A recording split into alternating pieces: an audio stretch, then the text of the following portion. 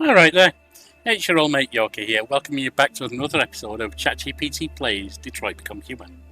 Now, from my own playthroughs, I know this particular chapter involves almost totally puzzle solving through moving your character. That means there's nothing for ChatGPT to decide on this. So I will bring you it so you have the game, and then at the end I will fill ChatGPT in and get its feedback on what it thinks of the situation. Without further ado, let's go.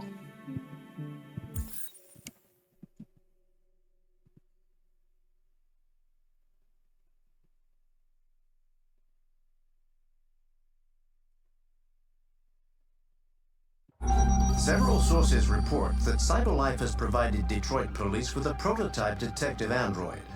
Although police assistant androids have existed for several years now, this would be the first case of an android being authorized to play an active role in criminal investigation. There's Markus seeing the android in the android compartment while as disguised as human he can ride in the main compartment.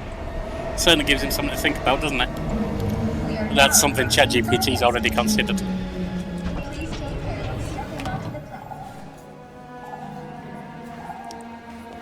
In the chapter Back from the Dead, he was grabbed by the android who said find Jericho and showed Ferndale Station. This is it. This place will be free. Find Jericho. And this chapter is all about finding Jericho. Has a symbol on his hand, and this chapter is all about following these symbols. The symbols are part of graffiti. The first one is over here.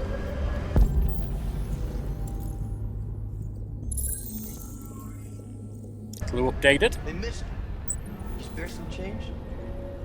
Then we need a lion.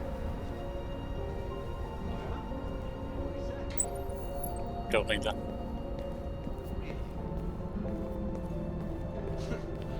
Not surprised. Disguised as human, he wouldn't go down the android only. He would go down the human's escalator.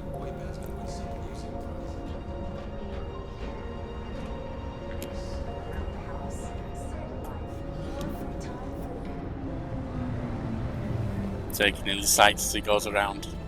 All of this is stuff ChatGPT is already considering, which is why I didn't see the point in describing everything and having it walk around. There's the lion. We already see the symbol. In fact, there's two of them right there.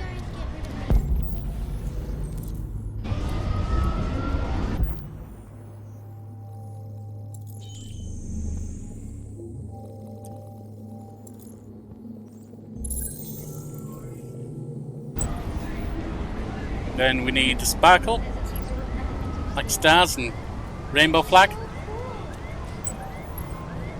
on a building, and that's that. A rainbow, not necessarily a rainbow flag.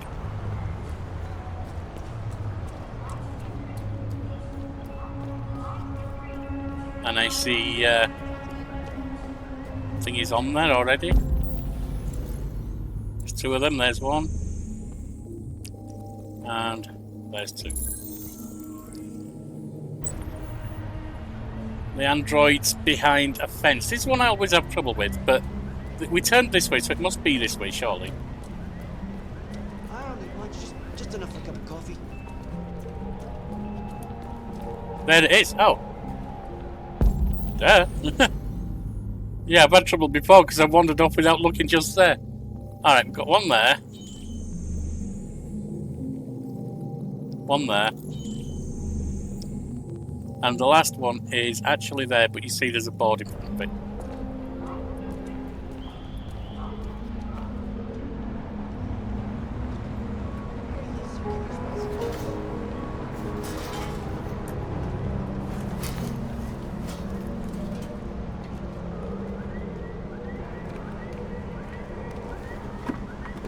That moved. We can now see the clue marking. There we are. The next is an African-American woman's face with gears. That would be her up there.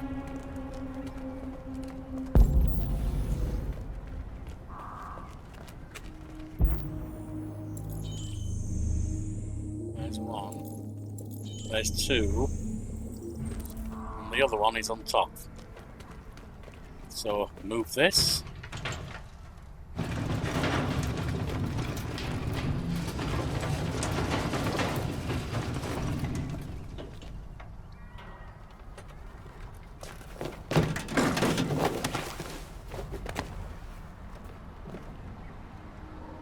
And there's the other that the roof was hiding.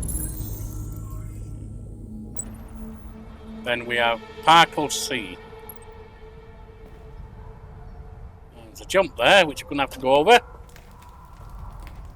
And this is where we learn Markus can pre-plot things. Cool little mechanic, doesn't really do much. Reconstruct. We could try this, but that won't work. We could try this, wall run, over, and that works. Give it a compute, and execute. Cool little bit of parkour, no problem.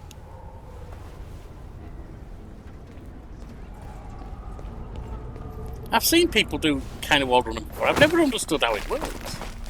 If I try that, I just push myself away from the bloody wall. I'm sure it's momentum and just simple physics stuff, but still. Next graffiti is the other Parkle C, which is this. There's one. There's two, hidden in the shade.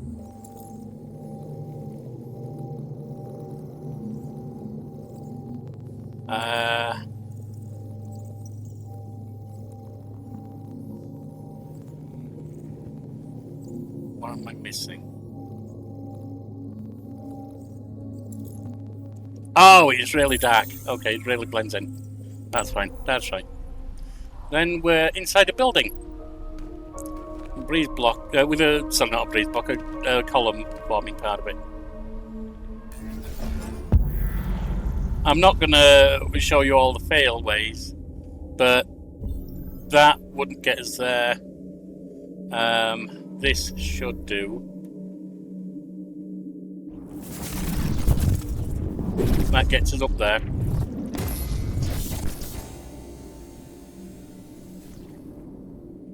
Now we could go there, but that's not stable. So we could go there. Let's just run there, up and over.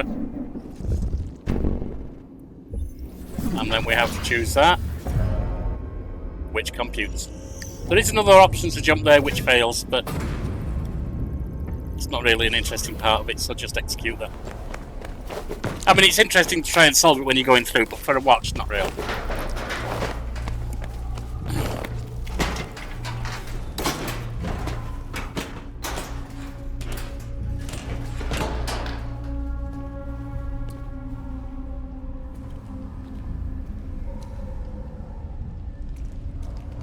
This looks like the hole in the wall. And there we already see the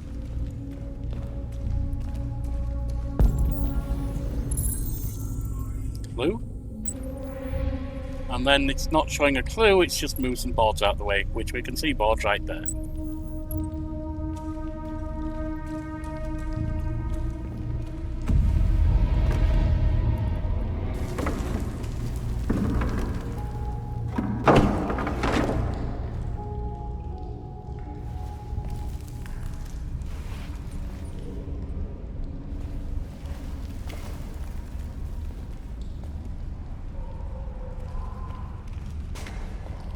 Cool little mechanic to have you do this little puzzle that's not overwhelming. The truth is, anyway, but here it will probably fail because this is a completely disused area, or pretty much, that we've been through. Anything else, you don't know if they're going to clean the graffiti up, for God's sake, or, you know, if there's going to be those balls that get moved out or something. But as you see, this place is a wreck.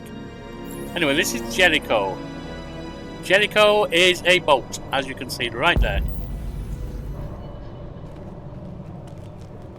Gangplank. That doesn't work.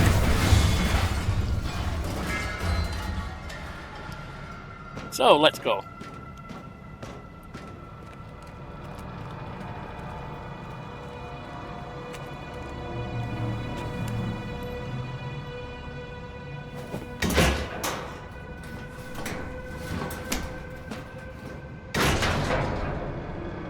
The only thing I'd really criticise them on for that little puzzle thing is because they have the shift as part of the puzzle solving. You can only walk at normal speed.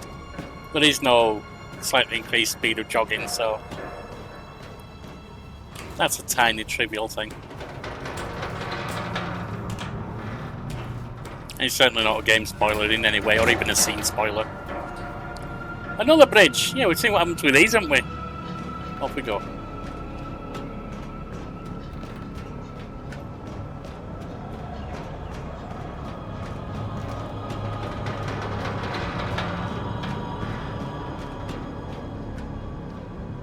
And there's nothing there.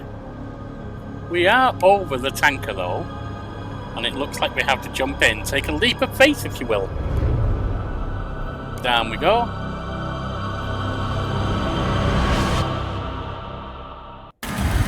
Thankfully there's water at bottom and not a hard surface we'd smash ourselves to bits on.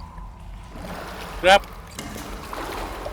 I know androids are resilient, but that would be a hell of a fall. Up we go.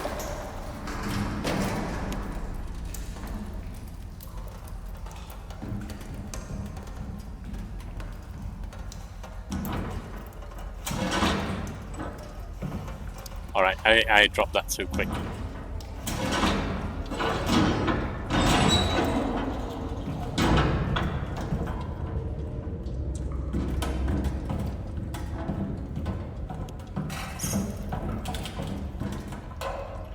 Alright, I wondered what would happen if I didn't pick up the light, because there's a light right here, which is what the examine is. But you're forced to. Alright.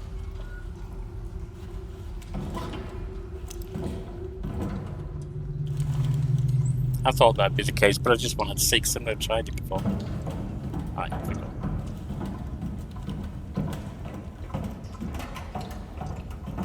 So there we see that even a prototype like him can operate at too dim a light. Right, that's locked. Most of the doors around here are rusted shut, I think. This place is a complete wreck.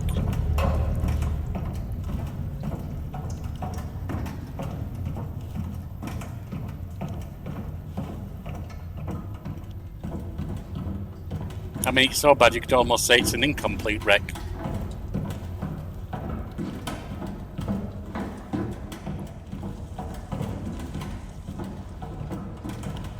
No way through that way. I don't remember the exact route through here, but it's not that hard to figure out.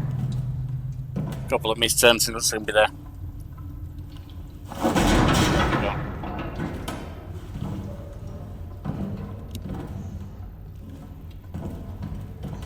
There's a magazine here, which you might as well read.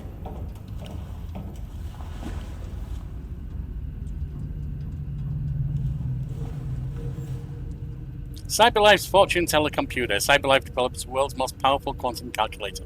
CyberLife has unveiled a new quantum supercomputer capable of exaflops, 1 billion operations per second, the equivalent of several human minds in a single machine. The computer was specifically designed to analyze the vast data from various sources and generate predictions. Philip Seymour, CyberLife's director of futurology, is highly confident. We've been testing for a while, and the results are going to wow people. The computer will be used to calculate the probability of mass extinction events, such as aggressive alien invasions or global climate disasters like meteors or superviruses. The computer can then help us to anticipate and prepare for such calamities, ensuring humanity is never caught off guard. Despite doomsday predictions from those that fear AI is gaining too much influence already, many experts are hailing this as a quantum leap in applied artificial intelligence. It is, but let's face it, they're using it to predict things that just... I don't want you to read too much into how I'm going to phrase this. They're using it to predict things that just don't happen. Now, they could, but the worst viruses we've had, even if you go back to the Black Death when medicine really wasn't a meaningful thing, wiped out, what, a third to half of the population of Europe? That'd be huge. But nowadays, what do we have? Coronavirus, which was devastating, especially in countries where people didn't pay attention to sensible precautions. But in the end, it only killed a few million people out of the billions alive on Earth. Comets and so on, yeah. If we got another one like the dinosaur, that would be devastating. But that was 65 million years ago. The odds aren't strong that there's any coming our way anytime soon. And the same with other things. It seems that while, yes, it could be good to predict things, assuming you can do something about them, there's better uses for that level of computer technology. Anyway. Android astronauts explore Io. NASA sends androids crew into space.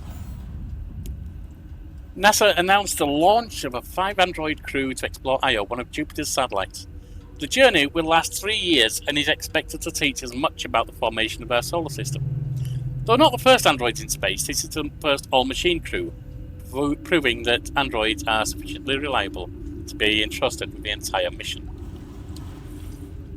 Androids are an extraordinary asset for the conquest of space, says Michael Shelley, director of NASA.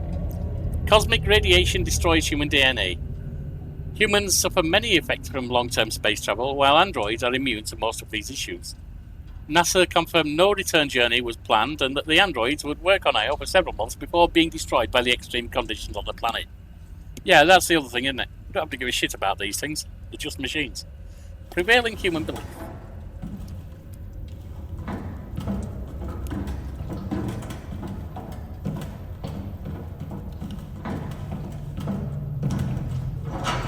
Yeah, that's locked. Is it this way then? No, we came out of that corridor. So neither of these doors. Not through there. Oh, did I miss the... I couldn't remember when that little jump scare occurred. You can go down there. Why was she hiding in this little... It looked like a female android. In this tiny little area. Alright.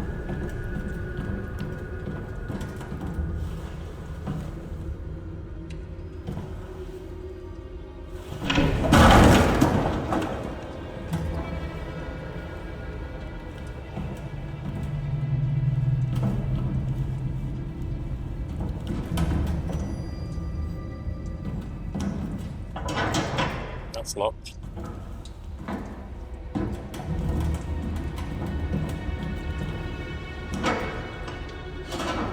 There we are.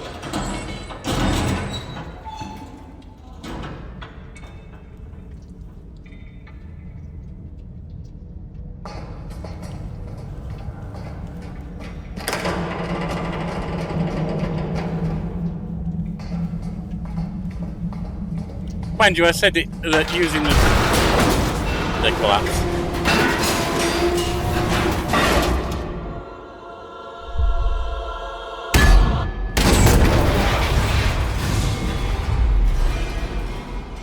I said using the shift for puzzle solving when it's also the run key was a minor issue, but the truth is he doesn't do much running anyway, does he?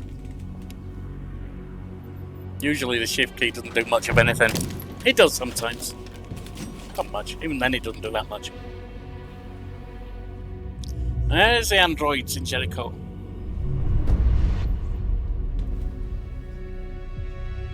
Welcome to Jericho.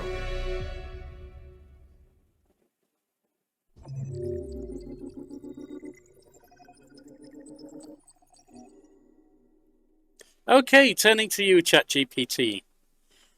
I just completed a chapter of Detroit Become Human for you because it all involves physical control of the character without meaningful choices and input. However, this is Markus finding Jericho. What happens is that Markus finds his way through the city from Ferndale Station, following hidden clues that the androids had left in graffiti. When he finds Jericho, it turns out to be a severely damaged, unlit, abandoned freighter ship. He finds his way through this. Again, it's unlit throughout. There are wrecked corridors, rusted doors, and so forth. When he finally finds his way to where most of the androids are, having walked across a gangplank that collapsed under him, they welcome him to Jericho.